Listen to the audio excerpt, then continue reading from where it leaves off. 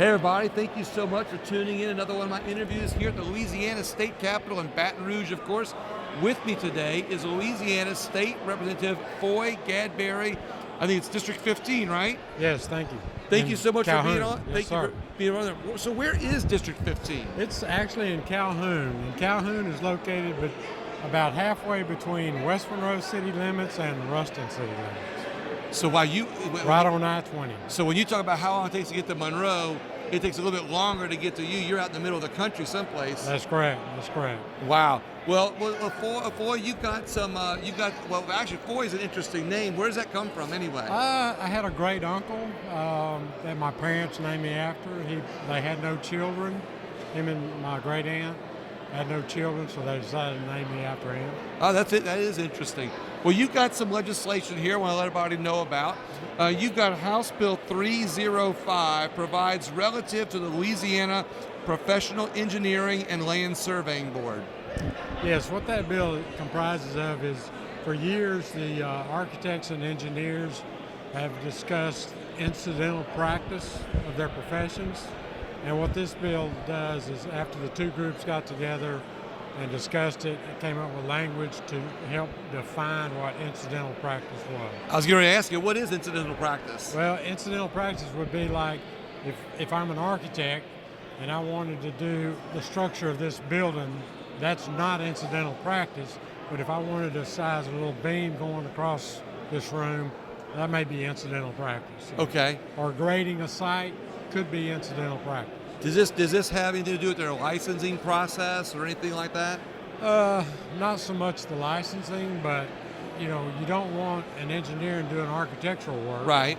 obviously, and likewise you don't want an architect doing mechanical, electrical systems, structural systems in buildings. So Probably has more to do with the inspections, I guess, right? Yeah, and there's limitations on what they can and can't do as far as square footage, occupancy load, etc. So Okay, so this just gives some clarification to it. that's then. right. I like that. All right, HB 540 provides relative to electronic video bingo machines. That one's been pulled. Okay. The two sides couldn't agree on language, so they decided to pull the bill and work it out outside the Capitol. What I like hearing about this and pointing this out, even though it's been pulled, is that at least you guys are researching things, and if it doesn't make sense, you're getting rid of it instead of making it a bad law. That's right. That's correct. Thank you for paying attention. I appreciate that. House Bill 571 provides relative to the state Uniform Construction Code. Yeah, that's a bill on trying to define the energy. I've got two bills on that, but two bills on the codes. Yes. But one of them defines the energy code. Okay. Federal government's trying to come down next year with the 2021 IECC, which is the International Energy Code. Right. They're mandating that all 50 states adhere to that, and that bill basically allows the Code Council to be able to amend that code to fit Louisiana's climate. 'Cause Okay. it's different in Louisiana than pretty much any other state. So basically, this is another one of these federal laws that if we don't have the Louisiana legislation set up for it, people here might be breaking laws that they don't know about, or we might not be connected to a federal law to help everything run efficiently. Correct. I'm saying it kind of layman's terms. Yeah, and it gets us the opportunity to amend that code to fit the state of Louisiana. Okay. So somebody came to you, I guess, and said, hey, we need some clarification on this. Right. And then you took care of that. Right. Thanks for working with people to help us here in Louisiana on that. House Bill 603 creates military honor specialty license plates. Yeah, that one actually is, I had a constituent call and wanted to have a license plate for specialty medals and commemorative medals that they obtained in the service. For instance, a Navy Cross, those type medals. Right. So I created that bill along with one of the senators and another rep that had a couple of those medals. We kind of combined it. I carried the bill, It allows veterans to get their specialty medals that they have. Also, I added a Roman veteran license plate. Nice. Because that's not out there. Yeah, that one's new then. Yeah. Yeah, because I thought that the special medals was all you already get, like a Purple Heart. Purple Hearts you can already get, but this would be the real special, like Air Service medals. The Navy Cross comes to mind. There's a list of about 18 of them. So would those license plates have to be special made then? Yeah. Because you can go right now to a notary place and they have them all on the shelf. But it sounds like there wouldn't be that many people with some of these. Right. Typically, the OMV will not make a license plate, a specialty plate, unless there's 1,000 applicants. Right. So some of these may not be able to be made because there may only be 200 applicants. So, right. Hopefully, maybe the VFW organizations, et cetera, can get the word out to the veterans and say, hey, we need 1,000 of y'all that has gotten the Navy Cross. Let's apply for a plate. So they won't be able to get one unless there's 1,000. Right. But this legislation makes it possible for them to get to that point. That's correct. All right, That's I like correct. that. That was House Bill 603, actually House Bill 803 provides relative to the State Building Energy Conservation Code. Yeah, that's the one we were talking about earlier, I guess. Okay. Because you said you had two of them. Yeah, the other one was just kind of a technical type bill. The first one that we took, I guess, Right. 571. Right. Just a technical type bill for the code council to do certain things. Does this Kinda one put teeth in it?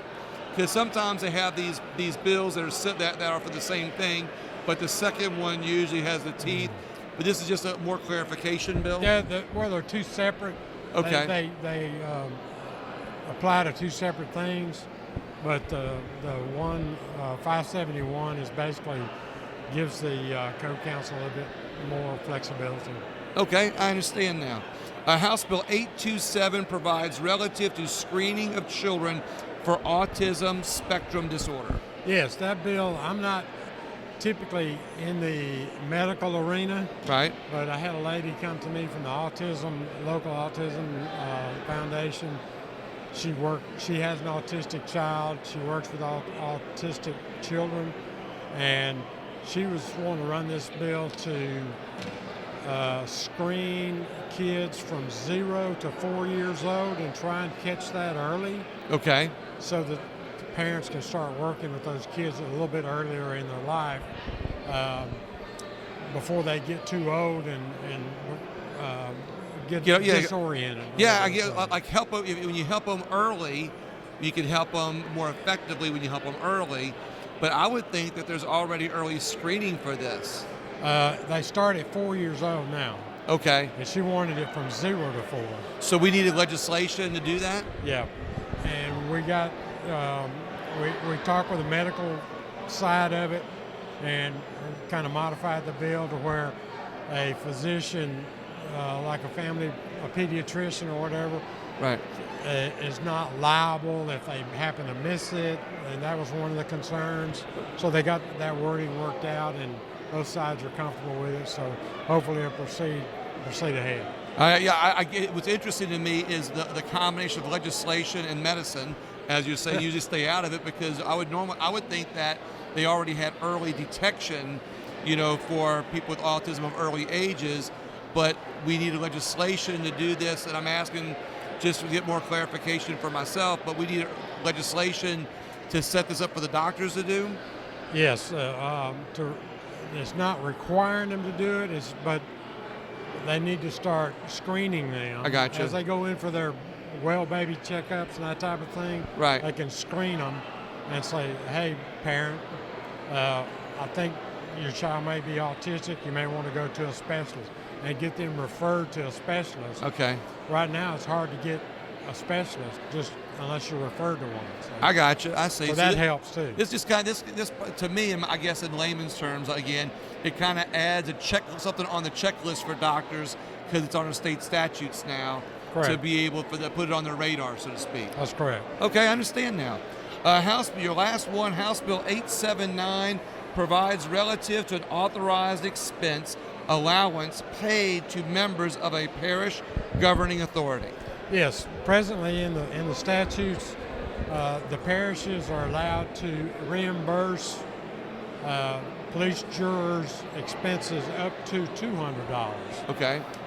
One of my local police jurors came to me and said, look, with inflation, with the gas prices, etc., we're exceeding that 200. So Right. could you put in legislation to raise that from 200 to 400? Now, that doesn't mean they just give the jurors $400. Right, exactly. It's still an option for all the parishes, but they can, send in their mileage for that month if they need to, or whatever expense they may have, and the parish can pay them up to that $400 limit. This is for police jurors, you said? That's correct. So what do the police jurors do? They are the governing body for the parishes. Okay, got it. And some have police jurors and some have other seats. Yes. So basically, when was the last time that this allowance was increased? I think it was back in the 90s, Okay. mid-90s. So 30 years ago. It was set up, $200 back then. Right. Yeah, and this probably puts police jurors' minds at ease that they're not going to be out of pocket, and helps them do their jobs more effectively. Yes. Awesome. Yes. There you go. Travel a little bit more around the parish and check on things. I like that. All right. Like I said, well, I mean, it's amazing the legislation that we need sometimes, but this is just another example of the things. You brought up a lot of legislation that I don't think that people have even heard of before, which I think is important to know that we've got legislators looking out for us and looking out for things that need to be done in our state. Yes, sir. So are there anything else you want to include, or any other final words? No, just work. Most of my bills deal with the construction industry, the engineering industry, code enforcement, that type of thing. Are you in that industry? Because, yes, I'm a registered engineer, registered surveyor. I have a degree in architecture, so that's been my arena for the last 40 years. No wonder it's on your radar. Yes. I appreciate it. Yes, sir. Well, Brian, Foy, thank you very much. I appreciate your Yes, sir. time. Thank and you. everybody else, please, as I always like to say, share the video. Let everybody else know what's going on here in our state of Louisiana. Thank you so much, and have a great day.